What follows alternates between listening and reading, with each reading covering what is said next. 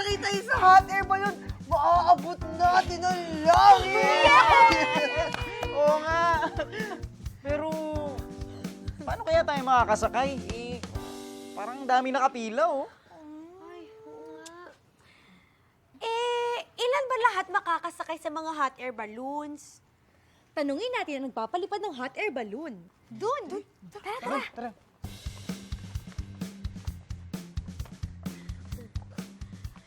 Magandang araw po! Uy, magandang araw sa inyo. Ilan po ba ang kasya sa isang hot air balloon? 5. 5 ang kasya sa isang hot air balloon. Oh. At ilang hot air balloons naman pong nandito ngayon? 18. Kung 5 ang kasya sa isang hot air balloon at may 18 hot air balloons, ilang taong makakasakay? Matutulungan niyo ba kaming alamin? Pag-isipan natin!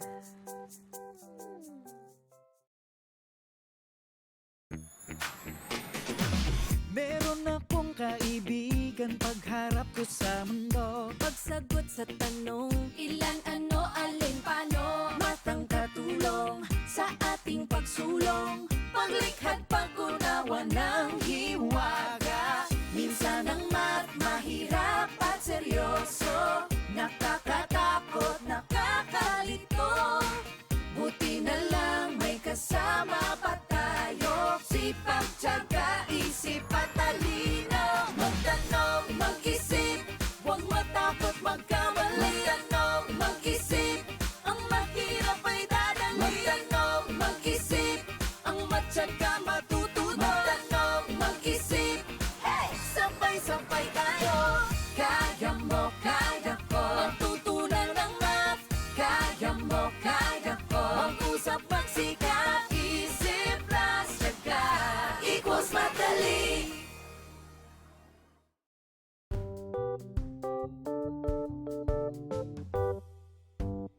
Guys, ano ulit yung mga alam natin? 5 ang kasya sa isang hot air balloon. At merong 18 na hot air balloons. Ibig sabihin, 18 groups of 5. Astig! Eh di, i-add natin yung 5 ng 18 na beses. Tama! 1 group of 5 is equal to 5.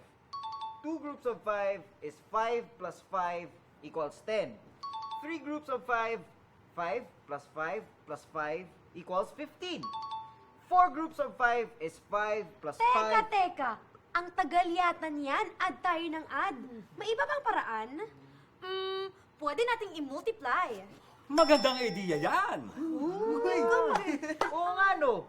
Para malaman natin kung ilan ang maaaring isakay sa 18 na hot air balloons, kailangan nating i-multiply ang 5 sa 18. 5 times 18. Maiisip nyo ba ang sagot? 90! Tama! 90 nga! Eh, teka po, paano niyo po nalaman? Ganun kasi kadami yung isinakay ko kahapon nung puno lahat ng balloons. Ang tanong, kayo, paano nyo nalaman? Ikwento nyo naman sa akin.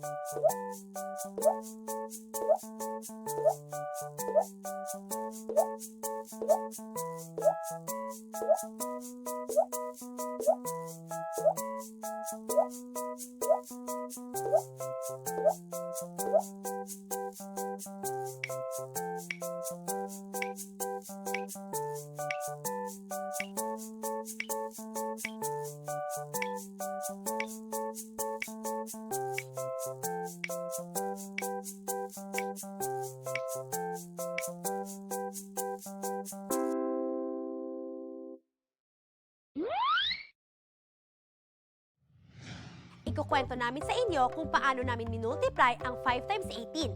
Sinong mauuna? Ako na! Medyo nahihirapan ako i-multiply ang 18 sa 5. Kaya umisip ako ng paraan para mas mapadali ito. Naisip ko na hatiin ng 18 sa mas maliliit na numbers, gaya ng 10 at 8. Dahil ang 18 ay 10 plus 8, ang 5 times 18 naman ay 10 times 5 plus 8 times 5. 10 times 5 is 50. 8 times 5 is 40. O di ba mas madali nang i-multiply? I-add na natin yung dalawa. 50 plus 40 is equal to 90. Ano nga ba ang ginagawa natin kapag tayo ay nagmumultiply? Ina-add natin ng ilang ulit ang isang number. Tulad halimbawa, 15 times 5. Dito ay may 5 grupo ng 15. Kunyari, ito ay 15 times 5. At magiging 75. E paano kung medyo mahirap ang isang number at di agad-agad pwedeng i-multiply? Ano nga bang pwedeng gawin? Ano nga ba? Sige nga, balikan nga natin ang number na 15. Paano natin papadaliin ang number na ito? Paano nga ba natin hahatiin ang number 15? Pwedeng 10 at 5.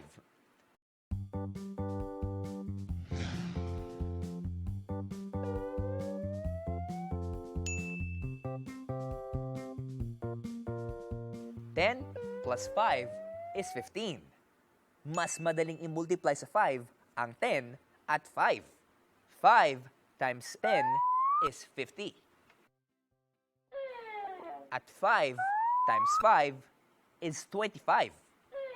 50 plus 25 is 75. Ang galing! May iba bang paraan ng pag-multiply? Sinubukan ko ding padaliin ang pag-multiply ng 18. Imbis na hatiin ko, dinagdagan ko ito ng 2. Dinagdagan mo ng 2? Bakit? Para ang 18 ay maging 20. Ang 20 times 5 ay 100. Ang dali, di ba? At dahil nagdagdag ako ng 2, kailangan ko magbawas ng 2 groups of 5. 2 times 5 is 10. Kaya naman, 100 minus 10 is 90. Pwede! Kakaiba nga ang paraan na yun, ha? Imbis na hatiin, dadagdagan para mas maging simple ang number. Subukan nga natin, 29 times 7. Kung ito ang 29, isang number na mukhang mahirap i-multiply sa 7, pwede natin itong dagdagan ng 1. Para maging 30, mas madaling i-multiply sa 7. 7 times 30 is 210. Pero dahil nagdagdag tayo ng 1 kanina, naalala nyo? Kailangan nating alisin to. Ilan nga ba ang kailangan nating alisin? Dahil minultiply natin ang number sa 7, ang dinagdag nating 1 ay kailangan nating i-multiply sa 7 at ibawas sa 210. 210 minus 7 is 203. 29 times 7 is 203. Ako rin may ginawang ibang paraan. Ang 18 ay ginawa kong 9 times 2 para mas maliliit na lang ang numbers na aking i-multiply. 2 times 5 equals 10 and 9 times 10 equals 90! Aba, at iba rin ang paraan ni Jai. Para mas maging madali ang number na kailangan i-multiply, naghanap siya ng dalawang mas simpleng number na kapag minultiply ay equal dito. Gawin nga natin sa 12 times 6. Medyo mahirap i-multiply ang 12 sa 6. 12 times 6. Paano kaya natin gagawing simple to? Alam natin na ang 12 ay pwedeng gawing 2 6 o 6 times 2. Ang 6 ay madali nang i-multiply sa 6. 6 times 6 is 36. 36 times 2 is 72. 12 times 6 is 72. Galing! Ako rin, may ibang paraan. Paano? Dinoble at kinalahati ko ang mga numbers. Dinoble at kinalahati? Kinalahati ko ang 18 para maging mas maliit. Kaya ito naging 9. At dinoble ko naman yung 5 para maging 10. 9 times 10 is equal to 90. Ang galing! Sige nga, gawin nga natin ang hati at doble sa 25 times 16. Mahirap na numbers yan. Pwede nating doblehin ang isang number at hatiin ang isa. Pag dinoble natin ang 25, ay 50. Pag kinalahati ang 16, ay 8. Kung medyo mahirap pa rin ang numbers, ay pwede pang ulitin. Ang dali ng i-multiply niyan, di ba? 100 times 4 is 400. 25 times 16 is 400. Madali, di ba? Subukan nyo. Wow! Pinahanga nyo ako, ha? Pinatunayan nyo rin na ang matalino sa math ay yung marunong maghanap ng iba't ibang mga paraan sa pag-solve ng mga math problems.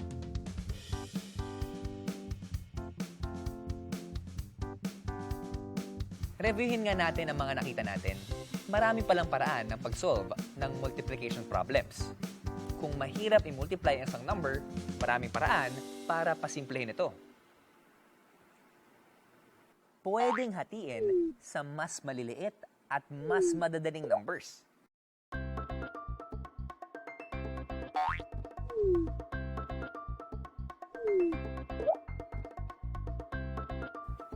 Pwedeng dagdagan para dumali ang number.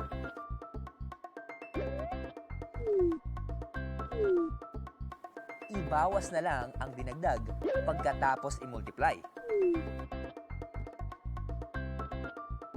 At pwede ring hatiin ang mas malaking number at doblehin ang mas maliit. O kayo, may isip pa ba kayong ibang paraan para padaliin ang multiplication? O, balita niyo sa amin, ha? Sige nga, isolve nga natin 29 times 7. Yung 29 ay ginawa ko pong 20 saka 9. 20 times 7 ay 140.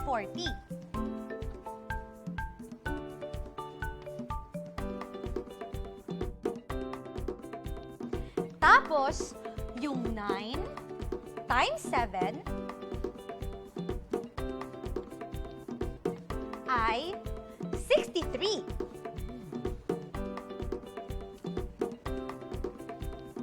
$140 plus 63 ay 203.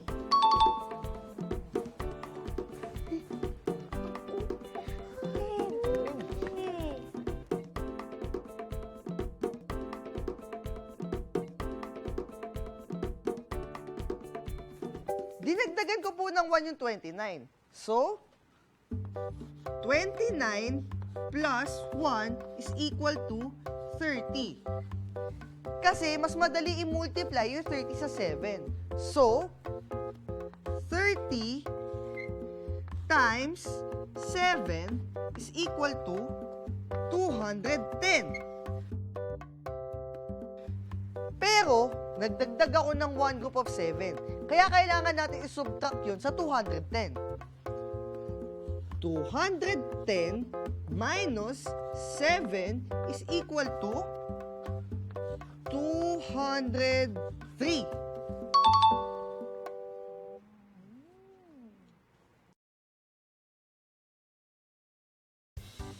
Paano naman kaya kung i-multiply natin ang isang 2-digit number sa isa pang 2-digit number? Tulad na lang ng 15 times 12. Magiging epektibo pa rin ba ang paraan natin?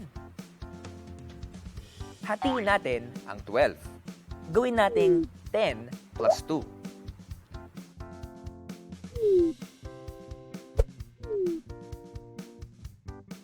"15 times 10 is 150. 15 times 2 is 30. 150 plus 30 is 180. Pwede! Sige nga, subukan nyo ang iba pang mga paraan.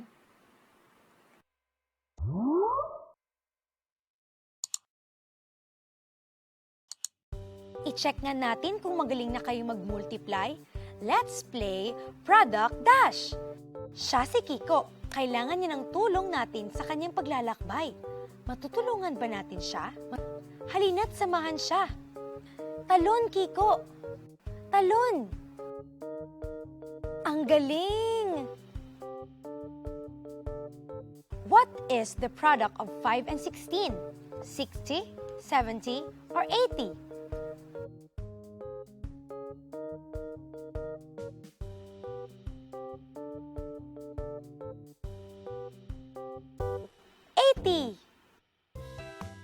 Yay! Talon! Ingat, Kiko! What is the product of 29 and 6?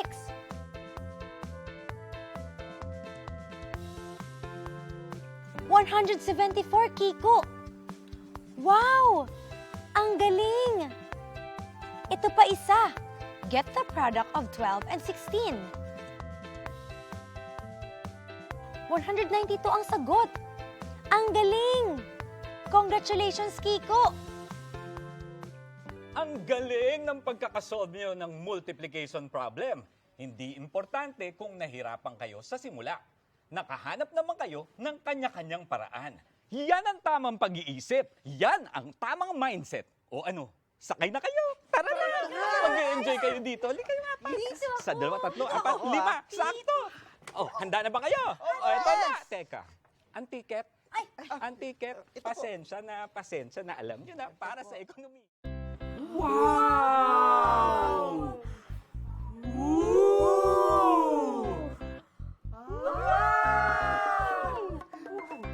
Guys! Ang taas na natin! Ang dami pang balloons! Binilang ko mga 143. Kung 5 ang kasya sa isang hot air balloon at 143 ang lahat ng hot air balloons, ilan ang makakasakay? Masosolve ba natin yan? Mahirap, pero mahahanapan ng paraan!